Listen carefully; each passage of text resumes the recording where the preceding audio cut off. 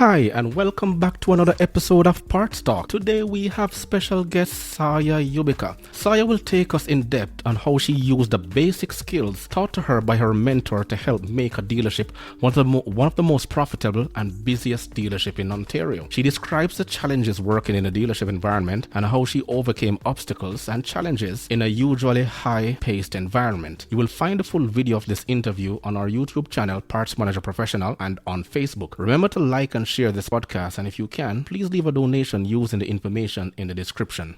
Today's interview is actually a special one. You will learn Saya's journey and how she was recruited to undergo a special project initiated by the owner of a multinational corporation, and he also owns a chain of dealerships right across Ontario here in Canada.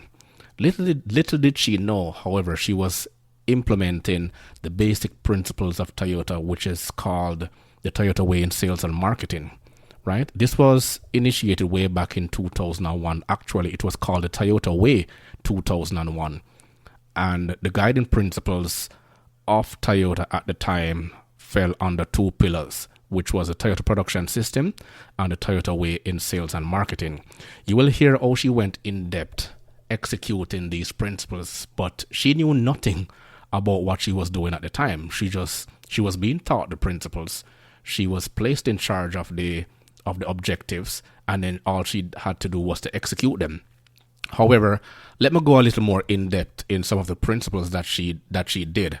Actually, she didn't know what she was doing, but based on my experiences, I can tell you exactly that she was using the Toyota Way in sales and marketing, which is composed of the 5 P's: the purpose, the principles, the people, the process, and the practices, right? The purpose is connecting to the fundamental idea of Toyota, which is continuous improvement.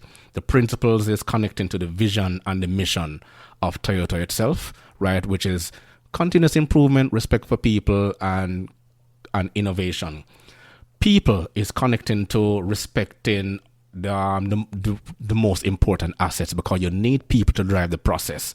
The process now is connecting to recommended strategies for satisfying the customers, so to speak, right?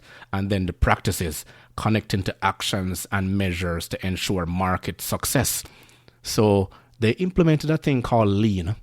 It is only being done at one dealership here where Saya worked, and you will hear how she implemented that process, and it has enabled the dealership to be profitable, to be busy, to constantly get in customers when no other dealerships were actually turning over the amount of numbers they were doing.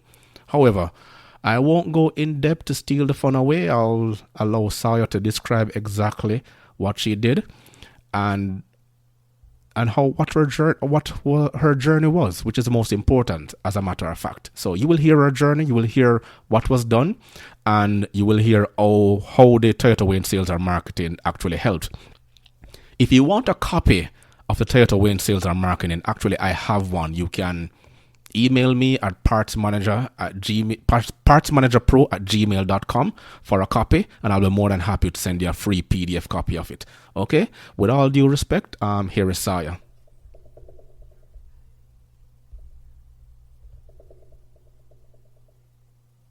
Welcome.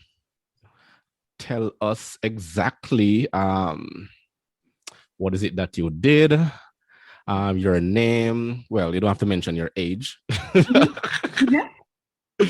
Okay, so today we have Saya. Saya is was a compliance officer with Toyota, and she's here to share her experiences with us, what her journey was like, how she was molded into understanding the Toyota way, and basically any other contribution she can share with us today. Saya, welcome for joining us. Thank you so much, Chris. My name is Saya. I got into the dealership industry when I was early in my 20s. When I was still a university student, I started working for one of the dealerships in Mississauga, and it was great. And I stayed there for a total of 4 years or so. Okay. And I'm doing completely something different right now, but I still think about it, and I'm still a customer in one of the dealerships I worked for. And my title was process improvement coordinator, but that had a lot of meanings to it. I did all sorts of data, not management, but like I collected data. Right. I responded with the president, parts manager, service manager. I was in sales for a bit. So Okay. as an outsider who wasn't in the industry for a long time, I was probably able to understand a lot of the process of the dealership, which kind of can get neglected sometimes. Okay. Yeah. All right. So is there anything should I Well, you have to elaborate some more, because that's a very long title. From my understanding, what you did was you were recording the processes based on how each department will intertwine with each other. And then from the moment the potential customer comes through the door, buying a car, taking the car back to servicing, coming back for parts, anything else to do with the dealership, then you will document those processes as you go along. So what was that like? How, when it first came to you, what was your understanding at first? Okay, so when I talked to, I was looking for a summer job when I was in second year university, like after second year, and then I happened to go into, I was able to get a job as a process improvement coordinator intern kind of thing from a student, and I was like, what is that? Yes. So I talked to the president, who had the huge vision. Yes. But as a CEO and president, it's very hard to, I guess, make that work unless you trust your employees and then guide them through. Right. So what the president did was guide me through from the very, very, very beginning, which nobody knew what was happening. So that was the hardest, because I'm new in the industry, and I think he appreciated that I was new, because I was able to see how the dealership was working. Right. So we had the fresh eye, I guess. But I had nothing. Like, I have no knowledge. So I had to learn all about servicing, parts, and everything. But what I did first was, we wanted to know the current situation. So the president wanted to, I guess, improve our processes and implement lean system, which is the derivative of Toyota production system. Okay. And a lot of manufacturers use that process. Right. But it was probably unheard of in Canada at that time, especially in Ontario, to use that lean system into service industry. Right. People consider service industry as something that you cannot control. Customers kind of control the process, and we just stay there and then cater to them. Right. But there are so many variables in the service department. I know. So first of all, what I did was to understand what was going on in the service department. So the very beginning of the work I did was, I literally had a stopwatch. Okay. I literally had a stopwatch. And then as soon as a customer comes in with his or her car, I start the stopwatch. And I had 120 columns of things that they do since they step into the dealership to they're stepping out of the dealership. Right, right. How long it takes, how many seconds does it take for a service advisor to get to from point A to B? Right. These kind of things are done usually in manufacturing, field or plant. along the production line. Production line, yes. That's right. Like Toyota production system. Yeah. So it was very hard for these people who are working on the floor to adjust or understand what I was doing, because they felt like they were criticized or being implicitly told that what they're doing is not good enough. Good enough, yeah. Right. But we don't know what to improve unless we know what we're doing. Exactly. And you were doing at that time is time management, right? Time management. Yeah. How long it takes. And for some people, it's a daunting thing to go to the dealership. Nobody wants to be like, yo, I want to get my car fixed. I want to wait in the dealership for 2 hours and have a good time. Yeah. So our ultimate goal was to get rid of all the waste that we have, whether it be time, people's movement, the money that dealership spends, customers spend. Yeah. Just provide the best quality service in a short period of time. Yes. Which is very challenging. And I remember I was talking to technicians, service advisors, parts department. Nobody knew what I was doing. Right. Because, and I didn't even know. I didn't really know. I knew the president's vision, but I didn't really know what Yeah. But it's because the communication wasn't passed down from the president to everybody else, and that would have been a frustrating task to see a stranger coming in, standing around with a clipboard and and a time watch and looking over their shoulders. So they are going to feel intimidated. Yeah, and I was this 22, 23-year-old, right? Yes. And people had 30 years, 20 years of experience. And they had their own community, and someone like new came in, no surprise. And I understand that. But it was very hard for me because I know it was my job. Yeah. But I had to talk to people, and then the people are like, it's not going to work. And I'm like, well, I'm hired to do this, so you got to believe me, but I don't have the credentials to tell them that it may or may not work. Right. So it's very challenging. But, and the president told me that it's going to take a long time for this to improve. Yeah. But let's have a 5-year vision, or how many years of vision he had, I don't remember. But let's do it. Yeah. So we often talked with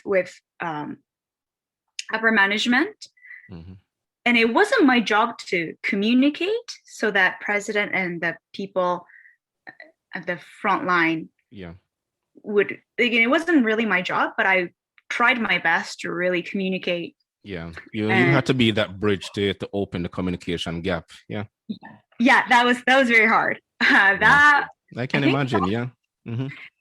That's when I realized that I was able to communicate with a lot of different people from different backgrounds and different views.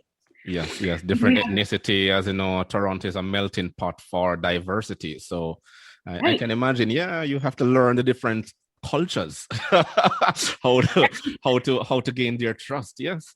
Yep, and sometimes like I'm like a young female, so I had a hard time like communicating with like 30-year-old technician, not 30-year-old. 30-year experience. 30-year experience. Like this little girl's telling me to do this, blah blah blah. Yeah.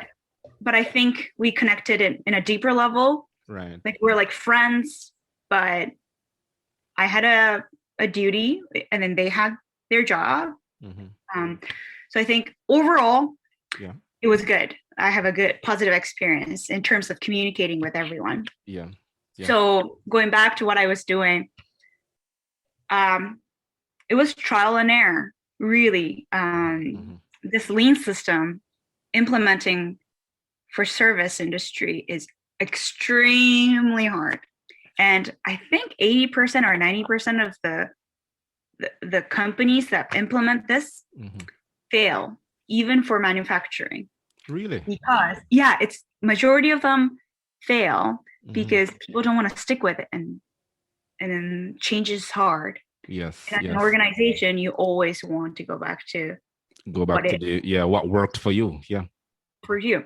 But in terms of the industry's future, Mm-hmm. I think this was very necessary. Implementing this like this system was very necessary because now when I go as a customer, oh, I just love going there because I used to work there and then I know Yeah. everyone.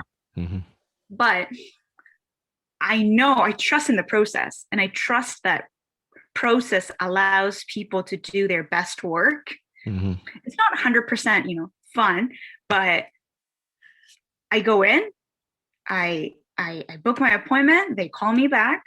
Mm-hmm. So much better than before.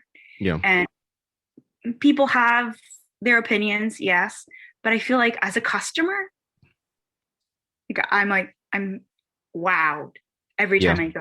You go there. Okay. So the lean system is working there. Mhm. And because you were intimately involved in the process when it just started, you have a greater understanding of what to expect Yeah. and what the outcome would be. But if you don't mind sharing some of that secret, what exactly is the lean system? Okay, so the lean system is I think developed by someone in MIT, Massachusetts Institute of Technology, and that used Toyota production system where I don't know, I forgot a lot about it, but Mhm. Toyota production system is a manufacturing system that allows people to use this process to make vehicles, Toyota vehicles. Yeah. And then lean is the derivative of that. Mm-hmm. So essentially, lean means that lean, you're gonna trim Yeah. all the fat, Mm-hmm.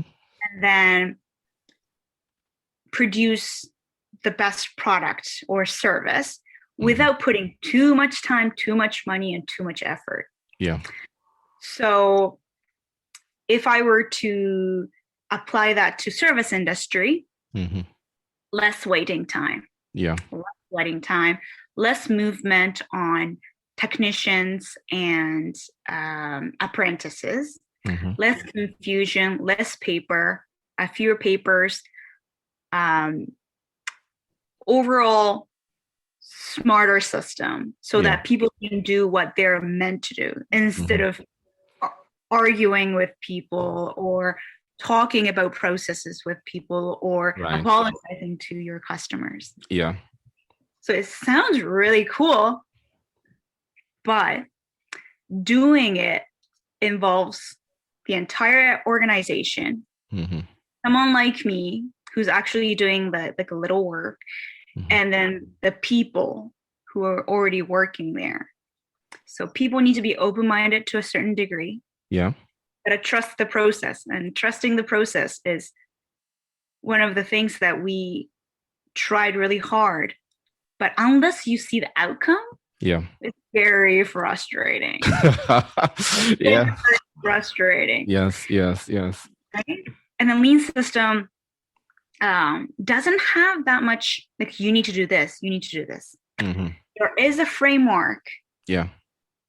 but you need to try yourself because every individual, every organization is different. Yeah. So it's kind of vague that I'm talking about, but when I first started it, Yeah. I realized that people were waiting for hour and a half for an oil change and Yeah. tire replacement. Yeah. Yeah.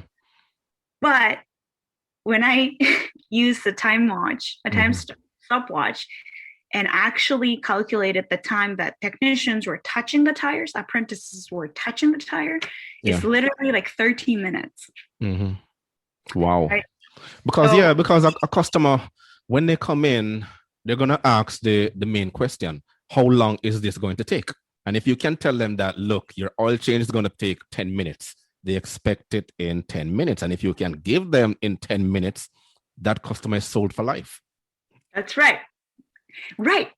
And then lean system doesn't have this extravagant stuff that we need to put in. It's Right. very small, very cheaply done. It can be cheaply done. and the outcome is huge. So return on investment from business point of view is very big if they can do it. And then if they fail, I guess they don't lose a lot. But they might lose customers. The interesting part of the dealership is I always treated, when I was doing other booking appointments and everything too. Yeah. Like Not everything. Well, you were the Jane of all trades, if I should say. The warranty.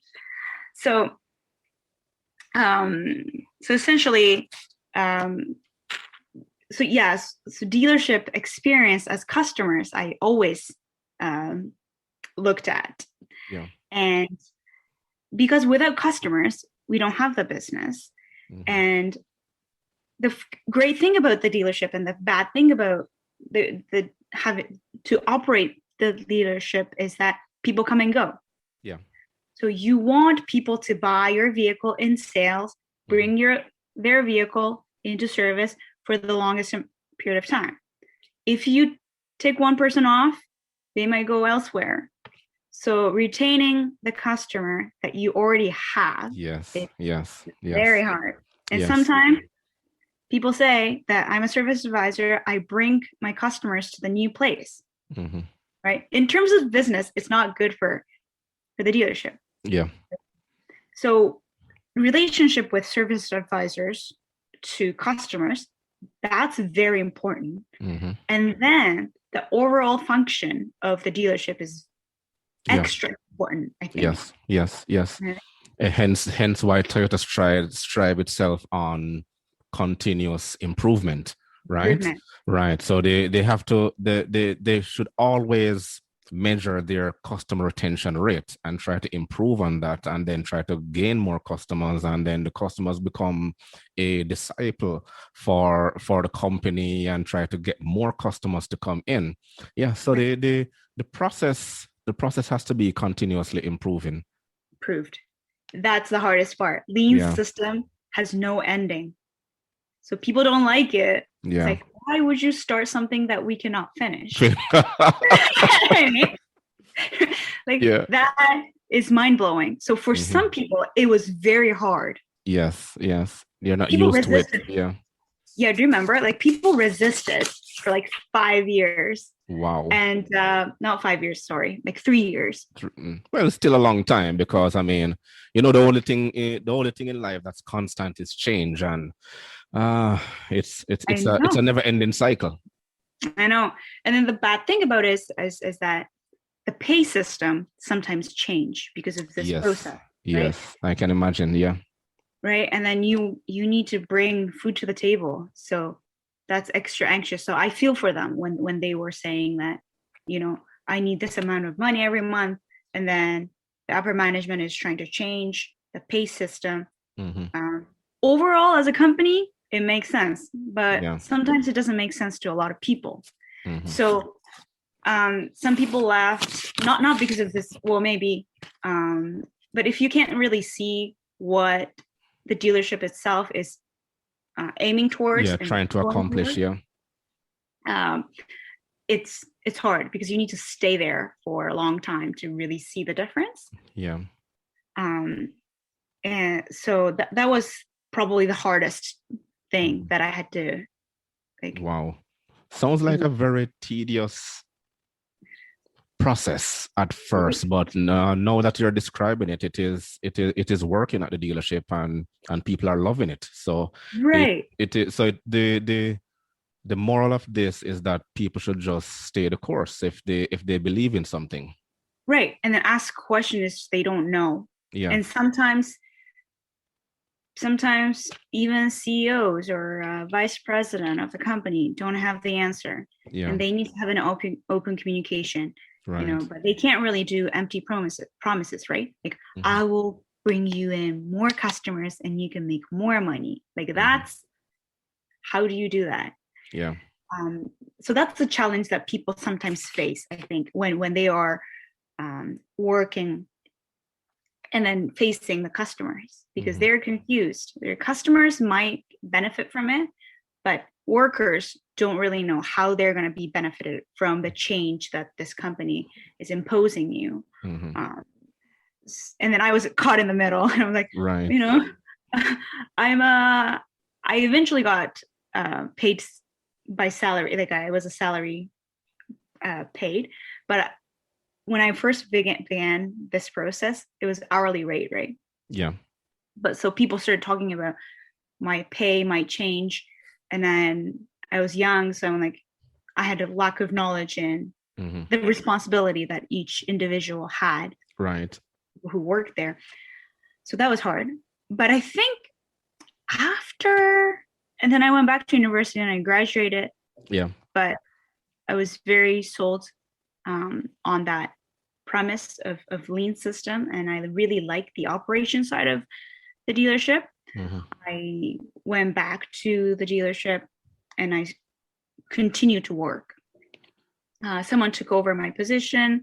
She did a great job, and then she left the company, so I took over from the place she left off.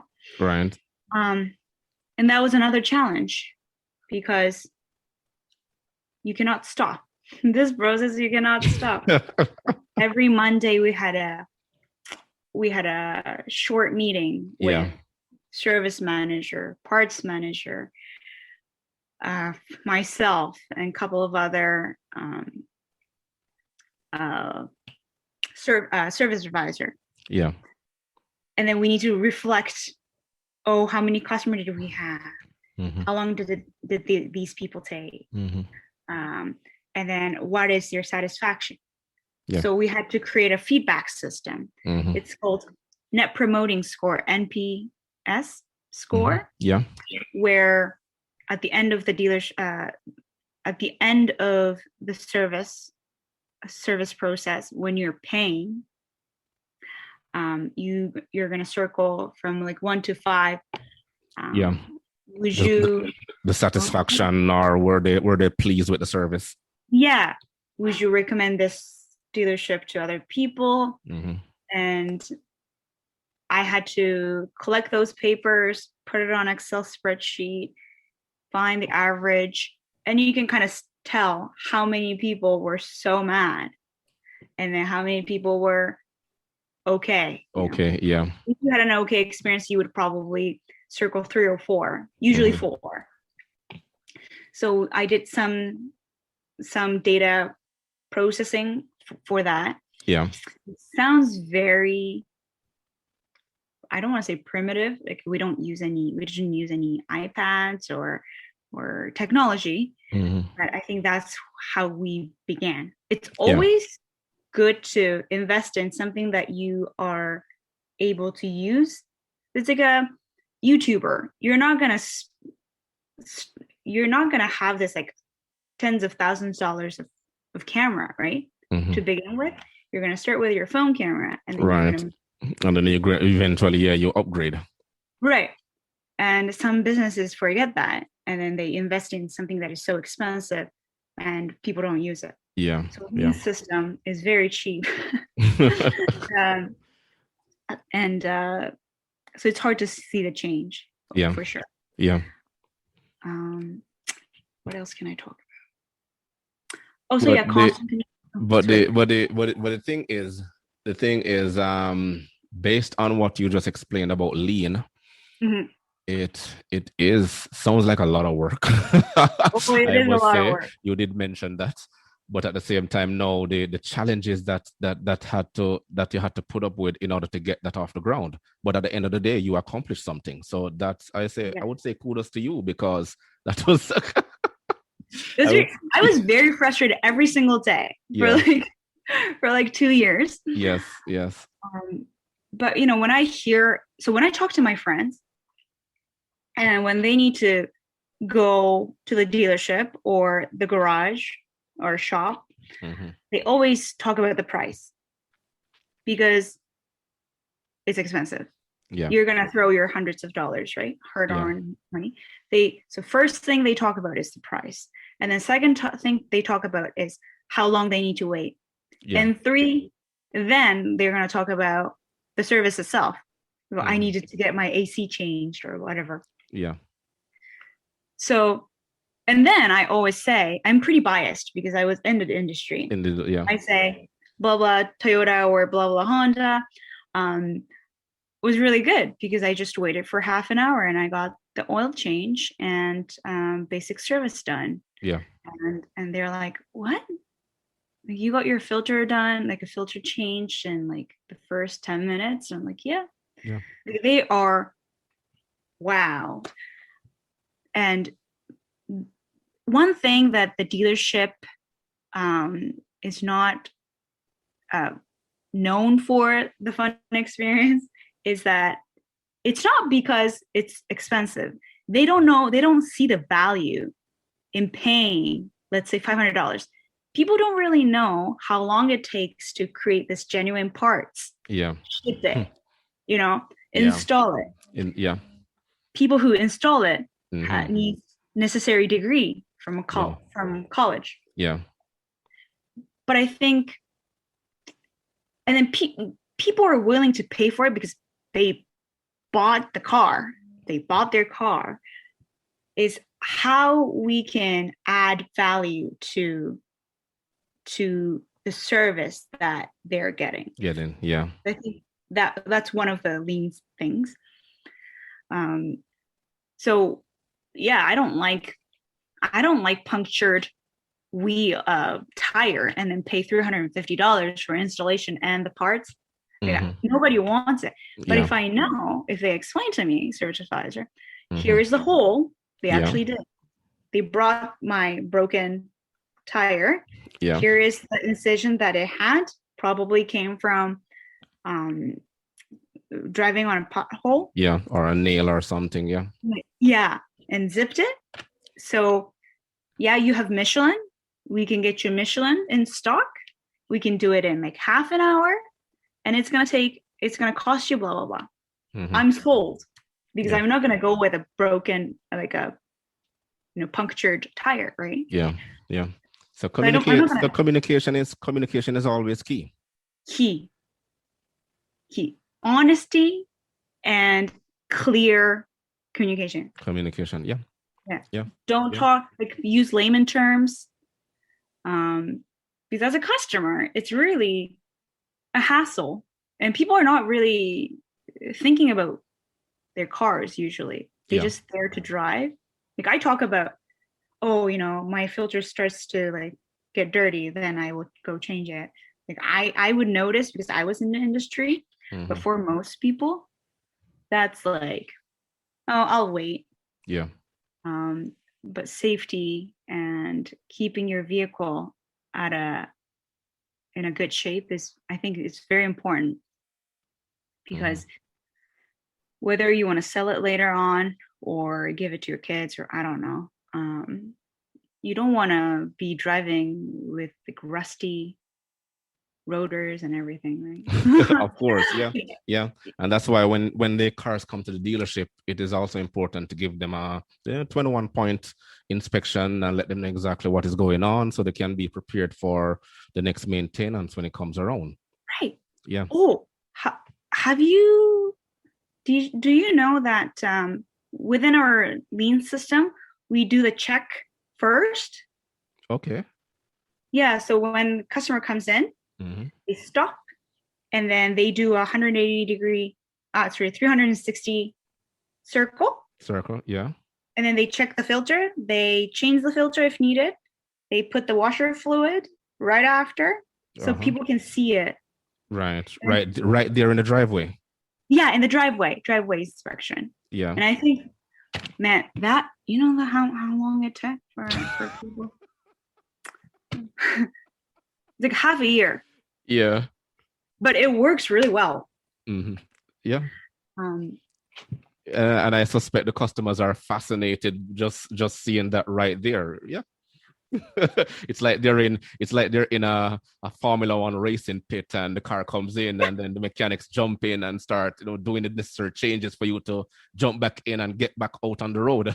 Right, because the lack of transparency, like, they don't see what technicians are doing, right? Yes. So that kind of introduces customers to, oh, we're actually taking care of your car. Yes. We're actually thinking about your car. touching it, feeling it, checking it. Mm-hmm. So in my opinion, I think that was very good. Yeah. Yeah. Even But though if they can't see the inside of the engine, uh-huh. as long as they are exposed to that, I think. Yeah, and they feel safe that the mechanic is actually jumping on it right there and then as soon as they step out the car. Yeah. That's right. But let me go down a little further. So based on what you've learned so far, what you've implemented, which was tremendously good. Like I said, I applaud you. And what would be some of your recommendations now that you're on the outside now looking in, but while you were there, what were some of the things you'd want to recommend outside of a lean system? To recommend to people who are working there, yes. Okay. To the dealership itself overall, based on based on the experiences that you gain, what would you like to see from a dealer? From the dealer? Yeah.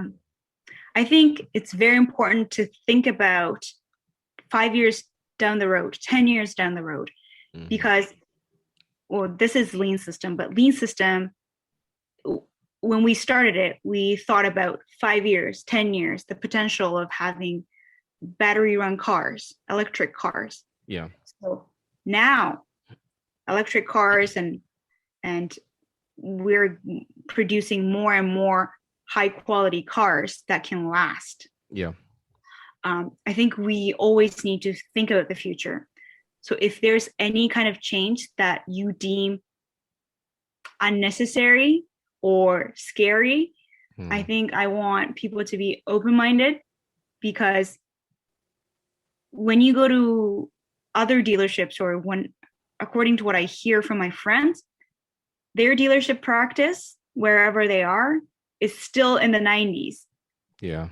But not 90s, but yeah, probably. Well, yeah, 90s. I understand because they're not improving their process as they go along. So yeah. Right. So I'm not talking about lean system needs to be implemented. It's very hard. But if I think continuous improvement in every aspect of the dealership operation or working in the dealership is very necessary, because it's going to get competitive, and some work will be obsolete, right? Yes. Yeah. So I don't want people to be like, oh, this is what we've done, it would always work. If you want to stay in the car industry, I think you need to at least have that thought of, okay, in 5 years, this might change. Yeah. So I think I want people to be more flexible I don't want to say more flexible, but like, we're interested in trying new things, because there's no answer. You can actually create the process that answers your questions later on. But I think car industry is very, very interesting industry, because it's like tech industry. Tech industry, it changes all the time. So you need to adopt, right? And the car industry is being like that. It used to be, normal cars. Yeah, a new car every 5 years. Now there's a new car every 3 years. Now there's a new model, feature change every year. And then sometimes 6 months, you have minor feature changes. So the car that you bought like 6 months ago, 6 months later on, you have all these new options that's not available in yours. Yeah, so yeah. Right. So it's very fast changing now. And I think one thing I realized was that working for a dealership doesn't mean that you only work for the service industry. Yeah. I think I wish everyone communicated, you know what I mean? Like service and sales talk. Yeah. And maybe after sales, when a customer purchased a vehicle, then that information would 100% go to service. Yeah. So that service appointment, that's what Devin was saying, that the after, what is it? They will teach you what to do and how to take care of the car. I think that was very important. So I want. Okay. You was talking about the workshop clinics for the customers. Yeah. I used to help with it as well, Hmm. and I had a great time. Like meeting Yes, organize. Yes. organize. Yeah. So I think the relationship between sales and service needs to be tighter now. I feel like. Yeah. Um, I've been hearing that for the last 20 plus years. oh, really? Yeah, sales doesn't talk to parts doesn't talk to service, and vice versa. And then accounts and admin is caught in the middle. Yeah, yeah.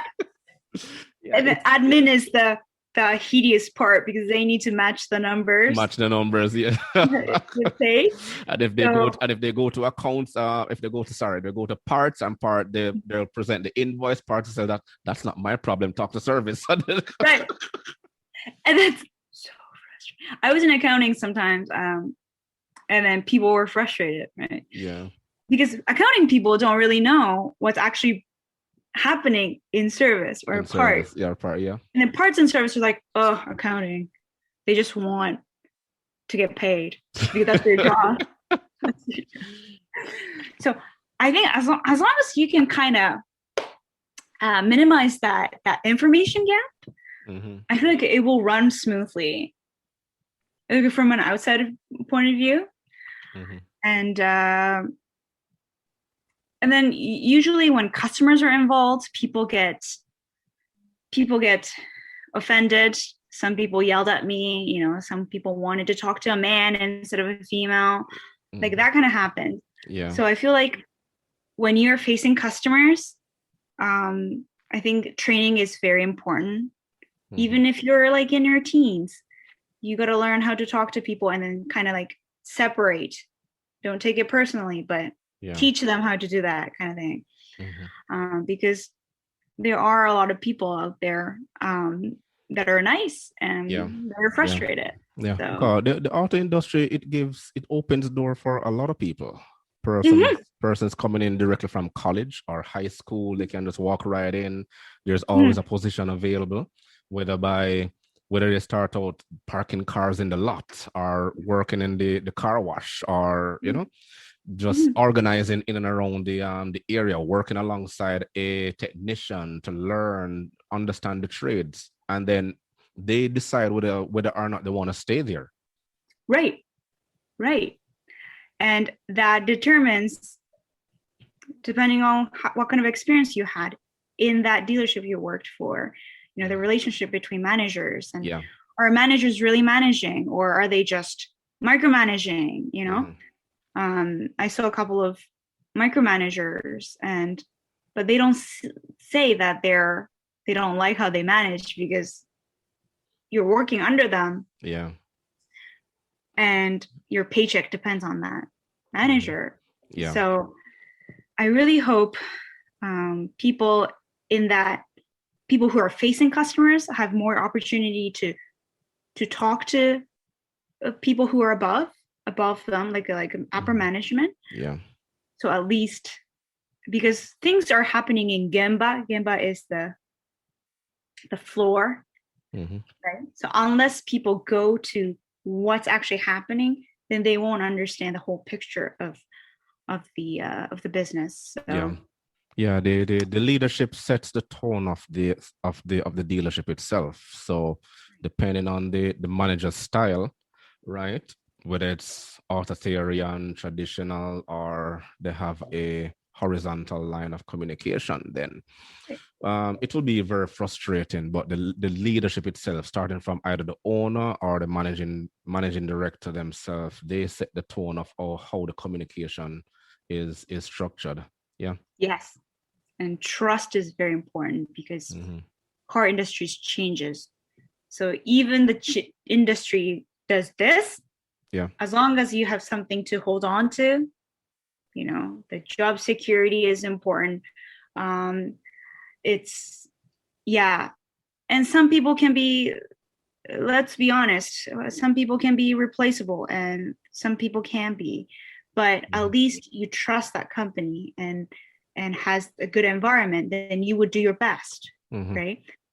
So if industry changes and even if you ever get let go, you can use that knowledge that you learned and apply it to elsewhere. Elsewhere, yeah. Right. Yeah. Because the working in a dealership, depending on the dealership, is a very fast-paced environment. Yes. So you can use that same energy and apply it elsewhere. It's very, it's transferable. Yeah. And I think what I appreciate working for the dealership for 3.5 years, 4 years, was that I don't have this notion that things should be this way. Yeah. Because anything can happen on the floor. Exactly. Any cars. You have to improvise at all times. Yeah. So if you learn how to adapt to new situations or different situations, then yeah, it doesn't limit you to work in the auto industry, but auto industry will give you a lot of insights into a lot of different places that you might, go into. Yeah. On that note, that's very tremendous, very commendable. In terms of letting everyone know that it's not as bad as how it looks, but at the same time, sometimes it's not as good as how it looks, because you have to put your best foot forward when dealing with aspects of how the business itself runs. And you have to be open-minded to know that it can take a turn either for the better or for the worse, right? Because I did mention anything that happens within the environment, it's so to speak, like whether it's a natural disaster or a financial crash, the automotive industry gets affected first. Right? Because people are going to stop buying cars, and when they stop buying cars, they will hold on to the older cars that they have, and they'll only service the car, and they won't come to the dealership because they'll just find John Doe around the street who's working out of his garage, right, at home to do the oil change or service his brakes for him. So the dealership has this huge overhead that they have to take care of. So it's frustrating. Yes. And then I think nowadays for a lot of people, but because people don't need that much service like very frequently, and then people can replace it very easily. I think the scale of service or sales would go smaller. Like I mean service maybe, but good quality service department would excel. Yeah. I mean, yeah, that is so true. That is so true.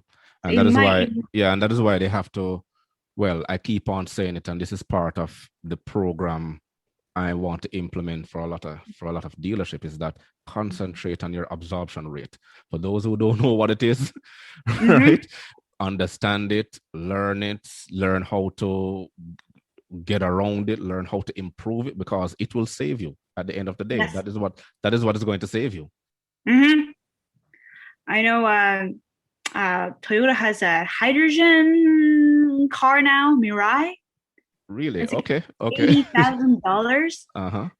And I don't think a lot of people would buy that. But yeah, technology, electric vehicles and then hydrogen vehicles, I don't know how far it's going to go. Yeah. But it's going to change. Yeah. And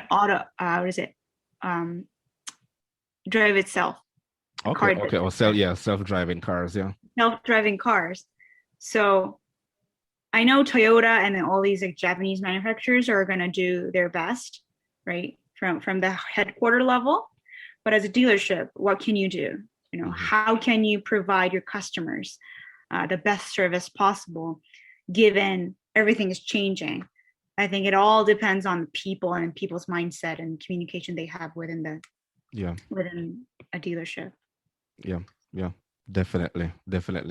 Saya, thank you. This has been very enlightening for me, as a matter of fact, because I wanted you on this show because you had such a intimate role in working with all departments across the line, and you have an inside and both inside and outside intimate knowledge of how all the departments work, right, and the dealership overall and what the vision is.